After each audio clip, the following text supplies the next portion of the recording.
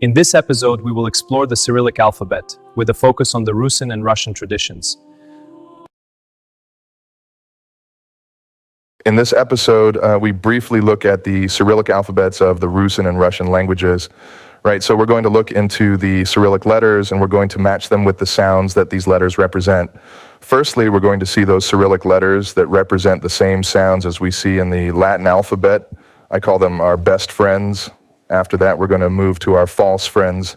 So these are the Cyrillic letters that look exactly like some of the Latin characters. However, they represent completely different sounds.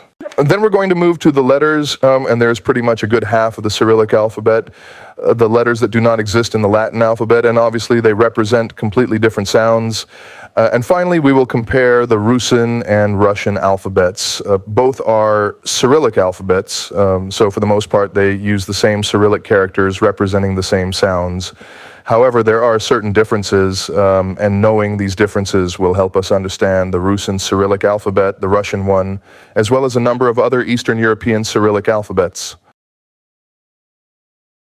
Right, so what we see here is just the Rusyn Cyrillic alphabet with corresponding sounds, Latin letters representing sounds in English. And then we are swiftly moving towards the next slide. This slide represents our best friends. So these are the Cyrillic letters that look like Latin letters, and they basically match the very same sounds. So nice and easy for us.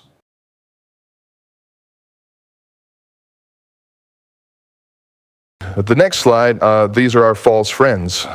So these are the letters that, as we can see, we also find in the Latin alphabet. However, they have completely different sounds. So we have V, N, R, S, U, and H. Moving on, that's a bunch of letters that do not exist in the Latin alphabet. There are plenty of them, and they represent sounds which obviously we know. We also have most of them in the Latin alphabet. However, they are represented by completely different letters.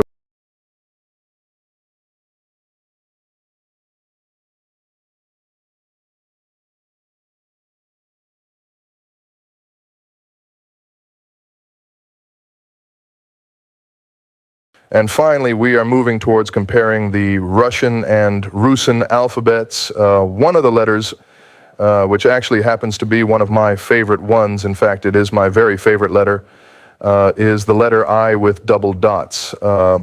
This letter is used by some Rusyn speakers, and it is not used by others. So some Rusyn speakers will use this letter, others won't. This letter represents a diphthong yi. This letter does not exist in Russian. In Russian, we have to use a combination of two letters, and in Rusyn, we can use this letter, or we can also use combinations of letters to write the diphthong yi. What is really interesting is that this letter, I with two dots, is very much present in Ukrainian. In most cases, when you see Cyrillic writing with this letter, it will actually be Ukrainian. And finally, the last slides compare the differences between the Rusyn and Russian Cyrillic alphabets. As we can see, what is the letter H in Rusyn is actually G in Russian. Letter E is written in a completely different way in both languages, and the same is with a letter representing diphthong ye, as we can see. The short E is represented pretty much by the same characters in both languages. However, the regular E, as we can see, is represented differently. And we have another diphthong, yo. In Russian, it has its own special letter, whereas in Rusyn, it does not, and it requires a combination of two letters. And finally, we have sound G, which is written in a different way in the Rusyn and Russian Cyrillic alphabets. And we also have sounds G, which are written in exactly the same way in both alphabets.